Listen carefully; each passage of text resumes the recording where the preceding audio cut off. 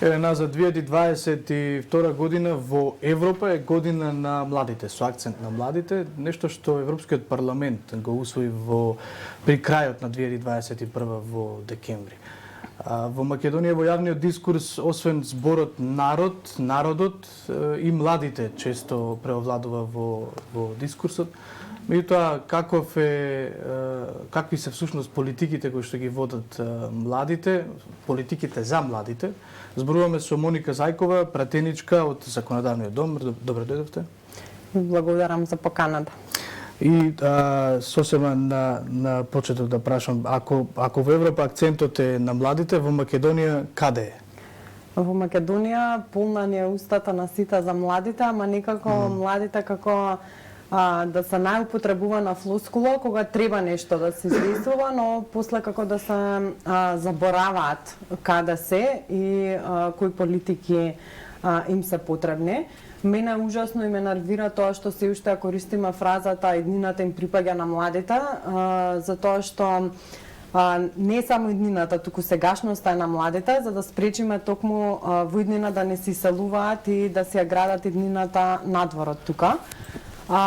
Можете да забележите дека ставени се политики за млади во владината програма, голем дел од здруженија работат на младинските политики, во собранието веќе се отвараме кон младите и е формиран уште во 2017 година клуб за младински прашања и политики, но се уште дискусијата за млади стрикно и директно кои што се однесуваат на политики за нив на пленумот како да се занемарува и не е доволно актуелна и доволно дискутирана тема. Што работи тој клуб за младински политики во собранието? Има ли често седници, има ли отвореност каде што младински организации разговараат со вас?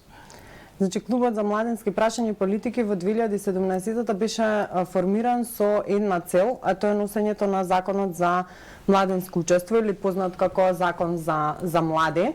И во тој период одигра многу важна улога затоа што при носењето на тој закон беше водилка на сите оние дебати и вклучување на целиот младински сектор во давањето на забелешки по однос на законот.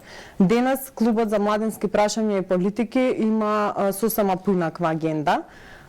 До предизвестно време координатор на клубот беше Јован Јаулевски, мојот колега од ВМРО ДПМН, и клубот заради и пандемијата не можеше да реализира голем број на активности, но беше важен носител во решавање на проблемот со матурата, доколку се сеќавате, но и главен поттикнувач на отворање на темата за менталното здравје кај младите луѓе. Минатата недела имавме, бидејќи клубот функционира на систем на ротирачко председателство, од минатата недела јас сум избрана за координаторка на клубот и клубот ја воспостави својата нова програма за работа за тековнава година, каде што исто така се примат така, но ќе се трудиме колку што е можно повеќе да работиме, затоа што имаме и некоја забелешка од младинските организации. Ние веќе остваривме средба со 17 младински организации, дека не доволно се запознаени со тоа што им нуди клубот и која е неговата улога. Клубот на тие младински? Значи, клубот им нуди можност да, доколку законот за младинско учество, сега ќе го земам како наактуелен, не функционира, а младите знаме дека цело време упатуваат апел. Ние сме тие во собранието кои што имаме надзорната моќ да видиме дали законот се имплементира и да ги повикаме институциите да дадат образложение зашто истиот не е во целост имплементиран.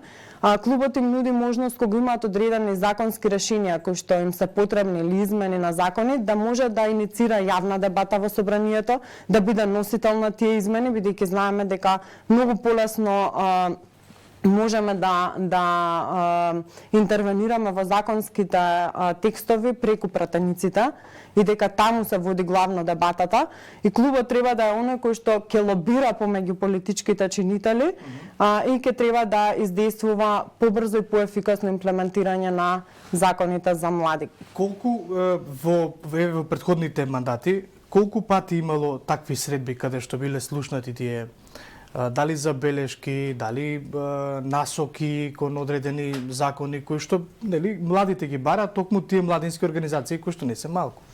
Ви кажав, во минатото е клучен како клучна водилка на процесот за законот за млади, но и организиравме дебата за ментално здравје, од која што треба да произлезе сега нацрт стратегија за ментално здравје кај младите луѓе, што воопшто не постои во нашата земја. Одигра важна улога во решавање на процесот на проблемот со концепцијата за матура која што има средношколците, има серија на онлайн настани. Сега во периодов кој што следи имаме закажано посета на младинските канцеларии во одредени општини каде што постојат, бидејќи во многу мал број на општини постојат. Мислам дека постојат во некој само 5 општини, а треба да ги има во секоја општина. Секоја функционираат ли тие младински канцеларии? Па, јас морам да бидам искрена и да кажам дека само во една општина знам дека или две се онака функционални и стварно си ја вршат работата и таму може да младите одат, разменат идеи, да организираат настани и слично, но во другите општини често ќе сретнете само клучна врата на младинската канцеларија. Во центар општина функционира и општина Кавадарци функционира. Треба да одиме на увид во другите општини, ги има во Куманово. Куманово долги години функционира, уште пред да биде назначено како младинска канцеларија, таму постоја како Сдружение на граѓани, ЦИТ, можеби сте го слушнале, има во Гостивар, во Велес. Треба да се отворат и во другите места. Во Битола беа дадени и техничка помош од Агенцијата за млади спорт, но се уште канцеларија за млади не знам дали е отворена.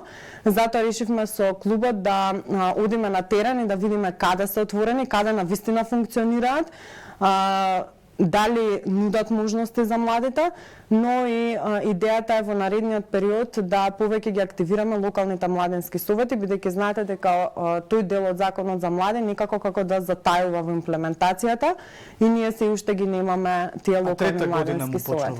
Трета година им почнува на тие канцеларии. Какви би требало да бидат, всушност какви ќе бидат приоритетите на клубот за младински политики и прашања и во однос на овие канцеларии на локално ниво? Што е оно што ќе го правите? Еве, колку е мандатот всушност на координаторот на клубот? Па тоа е врз основа на договор. Гледаме да се запази некој онака период на 1 година или 6 месеци, но сепак е договор помеѓу самите пратеници. Добро, во таа 1 година, во исто време има една паралела каде што во Европа акцентот се става на младите и од тука може се црпат и политиките на локално ниво и всушност локално ниво, но прашање за млади. Кој е акцентот? Што ќе се прави во Бидејќи и сами кажавте дека станува збор за година на младите и француското председателство исто така во дел од своите приоритети при преседавање со Европската унија ги има младите, ние направивме еден пообемен акционен план на клубот, кој што покрај посетата на овие младински канцеларии кои што ги напоменав и активирање на локалните младински совети, треба да се занимава и со надзор на тоа како се врши, односно каде се троши буџетот за млади, бидејќи законот предвидува и одвојување на 0,3% на централно ниво и 0,1% за млади на локално ниво, но најчесто како ќе се дојде до тој одговор? При проектирањето на буџетот треба да видиме каде, во кои ставки, во кои институции е одвоено за млади, затоа што сега голем дел од институциите може би одвојуваат за програми за млади и може би има исполнетост од повеќе од 0,3%, но голем дел од тие средства се губат во некои други ставки во буџетот и тука треба да се направи една можеби состанок со Министерството за финансии при проектирањето на буџетот, да добиеме јасни проекции во кој дел се издвојува за младите, за да не се случи понатака или во општините исто така, кога се прави локалниот буџет, за да не се случи тие пари да бидат проектирани, па да не се потрошат и после тоа да бидат земени и ставени во други ставки при ребаланса. Или да не можат да бидат пренаменети за други ставки, освен за ставка млади. Така, значи, ние имавме некој план за некакво по системот на родово буџетирање, младинско буџетирање, меѓутоа тоа треба да се да се разговара. Исто така клубот си даде како задача да организира надзорна расправа за тоа докаде е имплементацијата на законот за млади, а сме во фаза заедно со Националниот младенски совет на работа на нов закон. Тоа е закон измени на законот за вработување и осигурување во случај на невработеност, каде што треба да обезбедиме можност за електронско пријавување во агенцијата за вработување, нели кога сте на активен или пасивен барател на работа, и тука да ги активираме локалните младенски совети да одат на терен, да ги запознаат луѓето со нивните права од осигурување во случај на невработеност и да им помогнат при електронското пријавување, бидејќи сегашниот закон дава можност само лично во агенцијата да се пријавите вие како активен или пасивен барател на работа.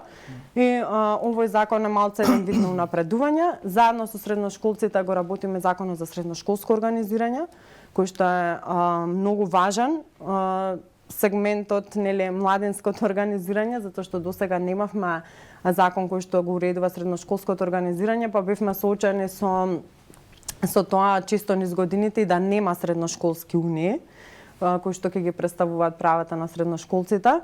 Предвидена е голема конференција која што ќе го опфаќа и регионот, токму за тоа што приоритетите на ЕУ се младите. Со цел да размениме одредени искуства и пракси каде може да си помогнеме едни на други во регионот, освен Албанија која што има обид да формира клуб на млади, и Босна, другите земји немаат во парламентите клуб за млади, па нашата идеја беше да го пренесеме нашето искуство. Значи во интересира особено за Грција и Бугарија. И таму нема клубови за Нема клубови за млади. Јас на кое ниво тогаш соработуваат младите како организација? Најчесто преку младенските здруженија, Националниот младенски сојуз и мислам дека се Алијанса за млади Крушево имаат многу добра соработка со тамошните сојузи во Грција, меѓутоа се уште во Република Бугарија не им е воспоставена. Ние сега работиме на тој дел да воспоставиме, нели, контакт помеѓу младите, дури и Алијансата на млади во Крушево имаат заеднички проект за отварање на младенски канцелари помеѓу Република Северна Македонија и Република Грција. А со Бугарија? Рековте само на младенско ниво. На младенско ниво, меѓутоа се уште не е доволно и се уште пред нас предизвикот да малце, нели, дадеме пушап на овој процес. Добро, да ве прашам некаде при крајот.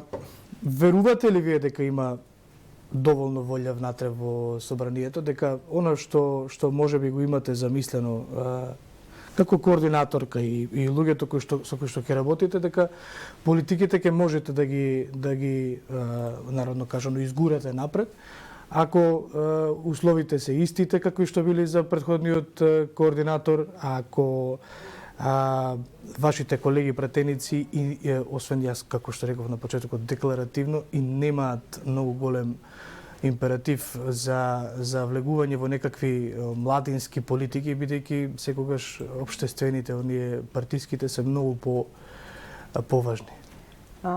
Добро, сега, ние знаете како младите немаат па време за нашите политички превирања и затоа се соочуваме со толкава бројка на миграција на млади надвор.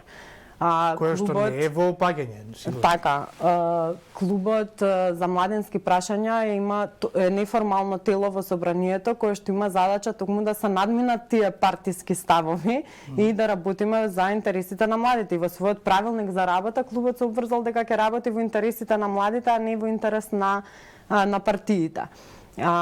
Таму има млади колеги кои што имаат отворени ставови и мислам дека ќе работиме продуктивно и исклучиво во интерес на младенските прашања, младенските политики, а не во интерес на она што ни налагаат партиите.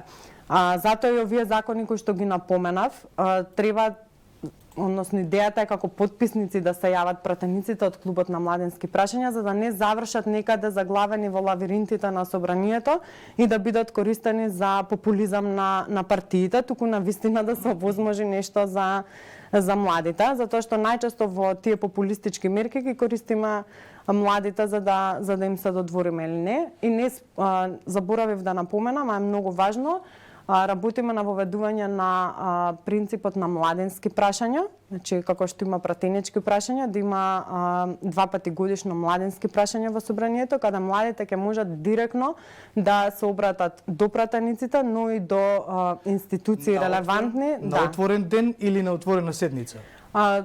Идејата е да има како отворена седница која би ја водел клубот за млади, можеби заедно со комисијата за образование, бидејќи таа е формално тело и може да свикува јавни расправи.